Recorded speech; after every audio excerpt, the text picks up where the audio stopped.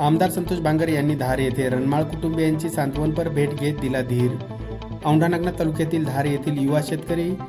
ज्ञानबा त्र्यंबक रणमाळ वय 27 वर्ष यांचा दिनांक 14 डिसेंबर रोजी शेतात विद्युत शॉक लागून दुर्दैवी मृत्यू झाला होता। याबाबतची माहिती आमदार संतोष बांगर यांना ज्येष्ठ नेते राम नागरे यांनी दिल्यानंतर दिनांक 15 डिसेंबर सोमवार रोजी दुपारी 3 वाजेदरम्यान हिंगोली शिवसेनेचे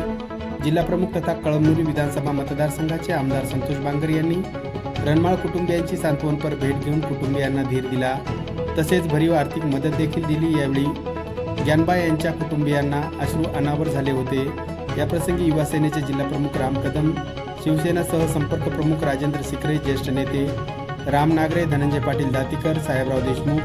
अनिल देशमुख, माजी कृषी सभापती राजाभाऊ मुसळे, माजी सभापती राजेंद्र सांगळे, प्रदीप कनकुटे, नगरसेवक मनोज देशमुख, पांडजी नागरे, सामाजिक कार्यकर्ते पांडुरंग गीते, मल्हारी सांगळे, रक्षक गायकवाड, विजय देशमुख, गोविंद रणमाळ, सरपंच मुंजा रणमाळ, सुभाषराव वाघमारे, प्रदीप गिरी,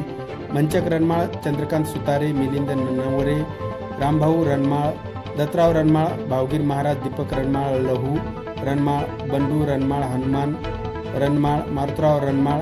भगवानराव रणमाळ सह ग्रामस्थांची उपस्थिती होती।